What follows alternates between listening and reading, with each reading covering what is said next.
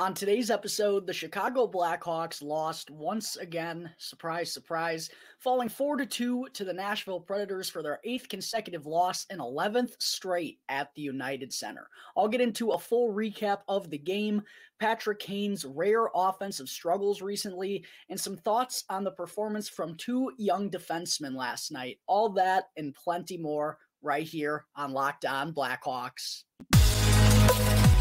You're Locked On Blackhawks, your daily podcast on the Chicago Blackhawks. Part of the Locked On Podcast Network, your team every day.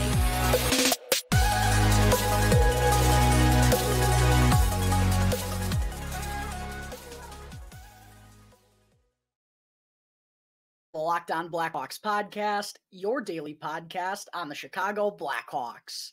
Today is Thursday, December 22nd. I'm your host, Jack Bushman. You can find me out on Twitter at JackBushman2, or you can also go and check out my Strictly Blackhawks account at Talkin' Hockey for all the latest Blackhawks news and updates. And real quick, if you're listening to the audio version of today's episode and you like what you're hearing, then please make sure to go and show some support first by following the podcast. You can also go and leave me a review if you want to as well, which I always greatly appreciate. And the best part about it all is that it's 100% for free wherever you may be listening to your podcast. So go and follow the show right now, and you'll be able to get the latest episode as soon as it comes out each day. And if you're not already watching the video version of today's episode, then you got to be sure to go and check out Locked On Blackhawks on YouTube, because every episode moving forward, folks, is going to have a video uploaded to YouTube as well. So if you haven't done so already, please go and do me a huge favor. Go and subscribe to Locked On Blackhawks on YouTube. It only takes 2 seconds to go and click that button. It's also 100% for free, and it really does help me out more than all of you know. So please make sure to go do that. Also, make sure to go and smash the like button down below on this video. And last, go and ring the bell, turn on those push notifications, and that way you can get notified when the episodes get uploaded to YouTube each and every day. All right, good afternoon, everyone. Thank you all for joining me on another episode of Locked On Blackhawks, your one-stop shop for all things Chicago Blackhawks. And thank you all for making the show your first listen here to start off your day. Quickly wanted to apologize for not getting the episode out until a little bit later on in the afternoon. I had a few things I had to deal with before this storm rolled in here in the Chicagoland area. It's a freaking Arctic tundra out there right now, and hope everyone listening is safe, staying warm, had safe travels today. The roads are for sure going to get sketchy with how much the temperature is dropping. Obviously, there's been a little bit of snow. And with all this rolling in, I just had to make sure I was fully prepared. I had to make sure the house was fully prepared. The vehicles were fully prepared. Everything had to be taken care of before the storm rolled in today. So apologies for not getting the episode out until a little later, but here we are. Better late than never, as they say. Last night, of course, the Chicago Blackhawks, hey, at least they did manage to hold a lead for the first time in their last 7 games, but they do still wind up losing 4-2 to the Nashville Predators for their 8th straight loss. They're also now 1-15-1 in their last 17 games, and they've dropped 22 of 25 overall since starting the year 4-2-0. The suck hard for Bedard movement is in full effect, Blackhawks fans. The losing really shouldn't come as much of a surprise at this point. That's just, what's going to happen more often than not the rest of the way. But at least for the first time in a little while here, the Hawks actually did make things interesting down the stretch last night. And, well, I know if you go and look at the schedule, you're going to see a lot of lopsided losses. 7-1 to the New York Rangers last Sunday, 7-3 loss to the Washington Capitals, a pair of 4-1 losses to the Minnesota Wild and the Vegas Golden Knights. The schedule is going to show you, the results in the schedule are going to show you one thing. And while there's no doubt the Blackhawks are still an inferior team more nights than not, I did think there were stretches throughout those games where they were playing a little bit better hockey. Again, the results weren't going to show that, but I thought there were moments, unfortunately too few and far between, but there were moments where they played some solid hockey, and I thought we saw a lot more of that in the opening 40 minutes against the Nashville Predators last night. Unfortunately, the Hawks still could not manage to score the opening goal of the game. They've now done so just 5 times through 31 games this year, which is just absolutely absurd to think about. I really want to know if there's, another team in NHL history that's scored first at a worse clip than the Blackhawks have done at this point so far in the season. Someone, if you're able to look that up out there, I don't know exactly how you'd go about doing so, but I really want to know if there is a team that has scored the first goal at a worse clip than the Blackhawks have done through the first 31 games this year. But even though they gave up the first goal of the game, also Peter Mrazek got bailed out by the goalpost a couple of times in that first period. I thought the Blackhawks played all right out of the gate. The second period, though, was really when they did their best work in my mind. Not only because that's when they scored both of their goals on the night, but I also thought they did a really good job of not giving the Nashville Predators a lot of opportunities. They kind of dulled the game up, which, unfortunately, it's not the most entertaining or fun hockey to watch. I was, kind of snoozing there at points early on in that second period, but we know the Blackhawks, this is not an offensively gifted bunch. They've struggled to score goals for basically 2 months now. So dulling it up, not giving up very many opportunities, kind of just going toe to toe with the Predators. I thought that was the right call by the Blackhawks last night. And that's a positive, when they kind of recognize that they can slow things down, prevent giving up a lot of high danger chances, and just kind of simplify their game on the offensive side of things. And they finally got rewarded with 2 goals in 37 seconds to take the lead for the first time in their last 7 games. It had been since December 3rd against the New York Rangers since the Blackhawks held a lead nearly 3 weeks ago, which is almost as ridiculous as the Blackhawks' percentage of not scoring the first goal. Anyways, Murphy's shot from the point takes a couple of deflections on its way past UC Saros to get the Blackhawks on the board. And then 37 seconds later, another fortunate bounce. Mackenzie Entwistle, just kind of a harmless looking wrist shot from right inside the blue line. It deflects off a Predators defender, takes a wicked bounce past Saros. Just like that, the Blackhawks finally got some puck luck working in their favor. They take a 2-1 lead in the second period. Things were starting to go well after that second goal, though. And we even heard Troy Murray talk about this on the broadcast last night. He said, man, what they really need to do is they need to get out of this period with the lead. And unfortunately, they just couldn't. They gave up a goal with 5 seconds left in the second period, a true backbreaker. Really poor play by Taylor Radish, by the way. I don't know how you can get caught puck watching in that situation, but it's exactly what happened. He let Matt Duchene beat him backdoor, and a perfect pass from Matthias Ekholm to find him and tie up the game 2-2 late in the second period. And that really kind of set the tone for the Predators the rest of the way. They came out just over a minute into the third period. Roman Josi house a backhand to put them ahead 3-2. And then they wind up going on to add a power play goal later on in the third period to basically seal the deal. Hawks penalty kill, by the way, Blackhawks fans. They've now given up a PPG in 7 consecutive games, and they've gone just 6 for 13 during that stretch. Now, 13 penalties in 7 games, not bad. The Blackhawks have done a good job not taking as many penalties as of late, but they haven't done a good job killing them off. The Rangers, I believe, went 1 for 1. Vegas, I think, went 1 for 1 on the power play. The Blackhawks have just not done themselves any favors, even though they've limited the amount of times they've had to go shorthanded. They just haven't been very successful at getting kills. 6 for 13 is not going to get it done. A really big slump for the Blackhawks PK.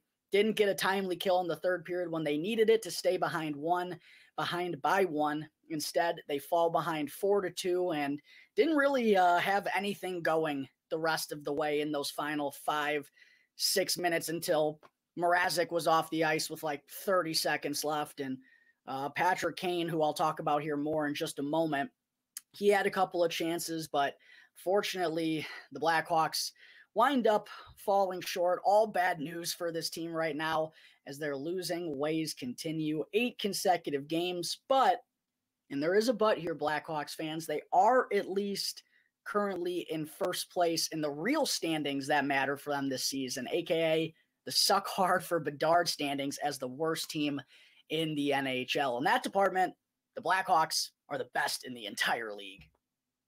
All right, there are some thoughts on the Blackhawks' 8th consecutive loss last night. Coming up in just a moment, I will talk about Patrick Kane's recent rare offensive struggles, plus some thoughts on the performances from Ian Mitchell and Isaak Phillips last night. But first, I got to talk to you all about BetOnline.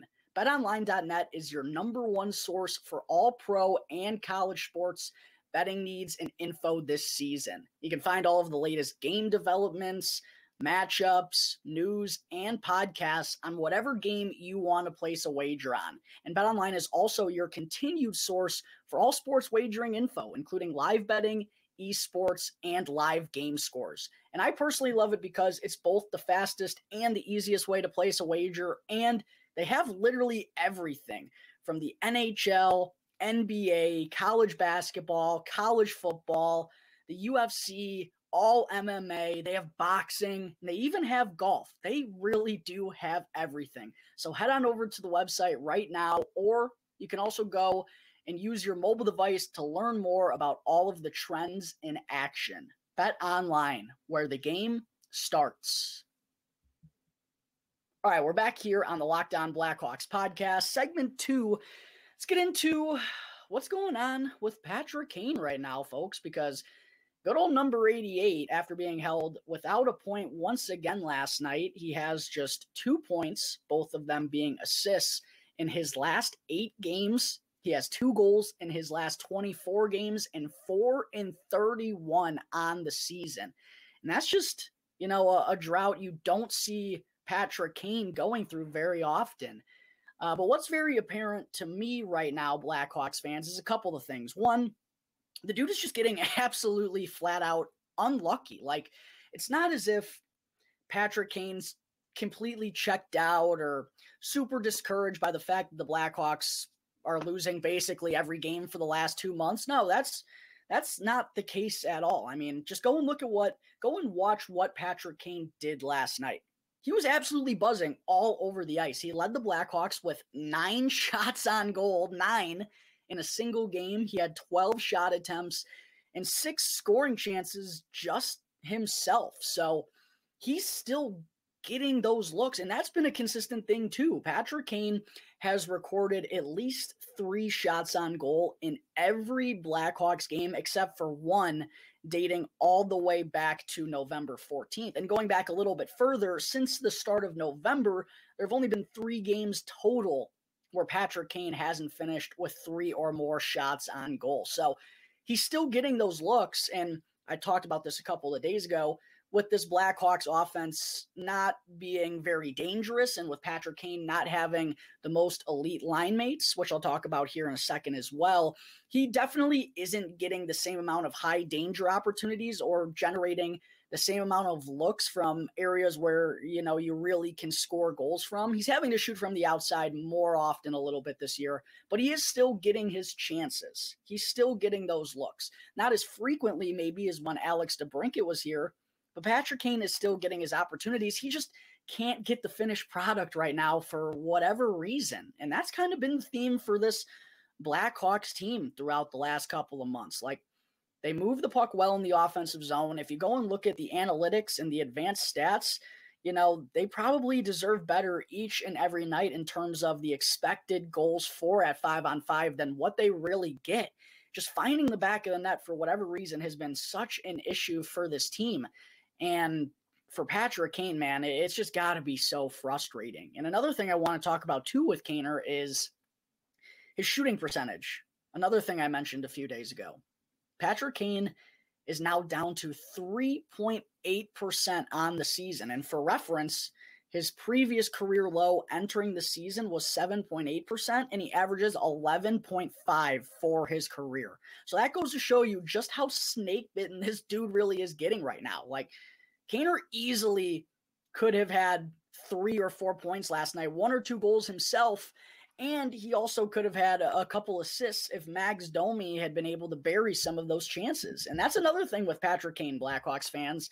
It's clear that he doesn't have any true top-line guys to play with anymore after the departure of Alex DeBrincat this offseason. And Domi, I'll give him credit. The effort has been there each and every night, and he does, lead the Blackhawks in goals, or he's tied with Jonathan Taves for the team lead with 10 this season, but it's still clear he just doesn't have that true playmaking and the overall offensive abilities to truly maximize what Kaner brings to the table. And that's kind of the story with the entire Blackhawks top 6 right now. Like, how many guys realistically on a good team would be playing on the top line with Patrick Kane? The answer is probably none of them. And even Andreas Athanasiou, who's kind of been bumped out of the top 6 here as of late, when he got his chance early on with Domi and Kane, didn't really, take advantage of that opportunity, which sadly has kind of been the story of his career, if I'm being honest. But that definitely, hasn't helped Kaner's case so far this season. And you really got to feel for him, because you could tell how frustrated he's getting on the ice. And the type of competitor that he is, he's dying to help this Blackhawks team get off this losing skid. And he wants so badly to help them generate more success offensively. And it just hasn't been happening for the last couple of weeks for whatever reason. And I don't know if I've ever seen Patrick Kane snap his stick in half over the benches as frequently as I've seen in the past couple of weeks. Credit to Kaner, though, I do want to say, because Luke Richardson talked about this after the game. He said Kane's been, nothing but professional, hasn't been down, hasn't been negative in the locker room or anything. He hasn't let that affect the type of leader that he is in the clubhouse. And that's awesome to hear, being one of, the few veteran guys, the few players that the Blackhawks have in that dressing room that have been there, done that, won in the Stanley Cup playoffs, seen every type of game you can imagine. Blackhawks don't have many of those veteran leaders. And, while it has been tough for Patrick Kane, at least he's been able to hold his head high and continue to be a positive influence for all the guys in the locker room as well. Now, before I wrap up the show today, folks, 2 more things I do want to talk about. First, well, they're kind of the same thing. I did want to touch on the performances from 2 young defensemen for the Blackhawks last night. First, let's talk about Ian Mitchell. Kind of lost in the Blackhawks loss, losing once again, was the performance from Ian Mitchell. After Jake McCabe was forced to exit the game in the first period, he took a stick up high, which required some stitches. Doesn't sound like it's going to be anything that's going to make him miss some time. The Blackhawks expect him to be in the lineup on Friday against the Columbus Blue Jackets, but McCabe wasn't able to return to the game against Nashville after suffering that injury. Blackhawks went down to 5 defensemen, and Ian Mitchell was a guy who Richardson really leaned on in his first game back in the lineup after being scratched in the last 3.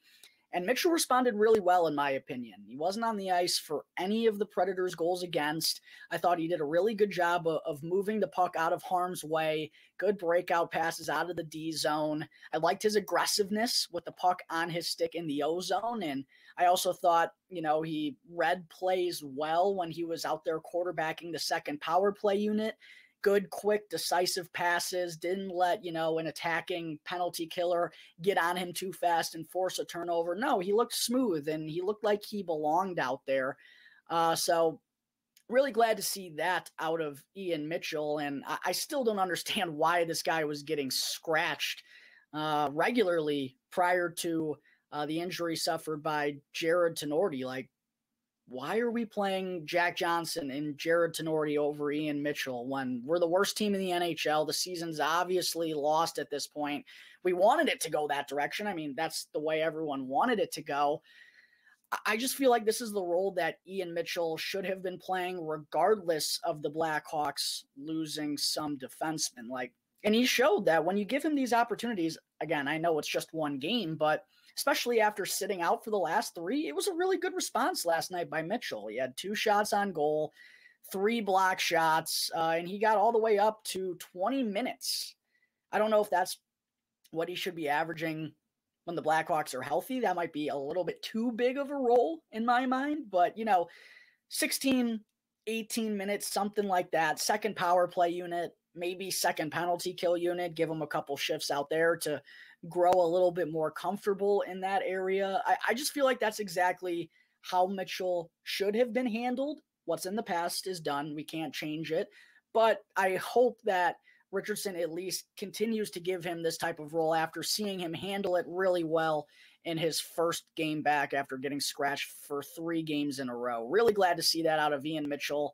I thought it was his best game up in the NHL so far this year, and could have even been his best NHL game ever. I know they've kind of been few and far between over the years since his rookie season when he was kind of rushed along onto the NHL scene, but really solid game from Ian Mitchell last night. Hopefully he can keep that rolling and just only get more and more comfortable as the games start to rack up here. And then for Isaak Phillips, with Jared Tenorti unfortunately having to undergo facial surgery and now has landed on IR, the Blackhawks decided to recall Isaak Phillips from the Rockford Ice Hogs of the AHL. And, with Tenorti being a bigger bodied guy, I guess it does make sense to bring up another bigger body from Rockford. Phillips is 6'3", 200 pounds, big kid for being only 21 years old. And he's already got over 100 games of action at the AHL level, which is pretty impressive. And we heard Coach Luke Richardson talk prior to the game against Nashville about what he was kind of looking for out of Phillips in his first stint up in the NHL this season. He talked about how Richardson kind of talked about how he's almost too nice of a kid and, really wanted him to kind of grow a little bit meaner out there on the ice and be a little bit more aggressive and be a pain in the butt to play against, especially along the boards and in front of their own goaltender. And, I thought Phillips answered the bell pretty well in that department last night. He led the Blackhawks with 5 hits. He also got up to 18 minutes of time on ice with McCabe exiting early. Now, I will say there were some in-between moments from Isaak Phillips where the positioning was kind of my only critique of his last night. It felt like he was kind of in between of where he should be at some points, and that was kind of evident on the first goal of the game that the Nashville Predators scored. It was a turnover by Phillips in the neutral zone, and then it looked like he didn't know exactly where to be when Nashville was charging right at him. But to be fair, I do think that was a goal that Peter Mrazek would want back and one that he probably needs to save since it came from so far out, like on top of the dots, basically where Mackenzie Entwistle's shot wound up deflecting off a Preds defender and getting past Saros. There was no deflection for this opening goal of the game from Niederreiter. So even though it was kind of a weird play by Phillips and he was caught in between, still think it's one that Peter Mrazek probably should have saved. And then Phillips was also out there for another goal against Nashville, Matt Duchene's, to tie the game 2-2 in the second period. And he was the left side defender there on that play and had a chance to potentially get a stick on it and knock that pass from Ekholm out of midair. But it's still Taylor Raddysh's fault. No ifs, ands, or buts about it. That wasn't Phillips's man backdoor, and he was actually in the area that he should have been in. Taylor Raddysh, though, was supposed to be providing the support, not letting his guy make a beeline to the backside for a tap-in. That's sadly what happened. So even though Isaak Phillips was out there for 2 goals against, neither were really on him. So other than the positioning, I thought he played a pretty darn good game. That's just one thing I think he needs to work on. But at the same time, when it's your first NHL game of the season, I expect those jitters and those little indifferences, they still can be there. I think we need to see a greater sample size for Isaak Phillips before we go and say that's an issue or anything. But just one thing I noticed in his season debut, probably needs to tighten that up a little bit. But again, other than that, I liked his aggressiveness, and I definitely think he's going to need to keep that up if he wants to stay here. And it was nice to see him also get a good amount of ice time in his first game up. He and Ian Mitchell, I thought, handled that increased role pretty well. Especially for, Isaak Phillips. This was only the 5th NHL game of his career and his first since last February. So Good stuff from both young defensemen for the Blackhawks last night. Despite the team continuing their losing ways, there were still some positives here. The main one is that the Blackhawks are first in the NHL, and the only standings that really matter for this team, the Connor Bedard standings for the worst team in the entire NHL. All right, folks, I think that is going to wrap up Thursday, December 22nd's episode of Locked On Blackhawks. Make sure, if you're not already, to go and follow the show wherever you get your podcasts. It's 100% for free. And go and subscribe to Locked On Blackhawks on YouTube. And that way you'll get the latest episode as soon as it comes out each day.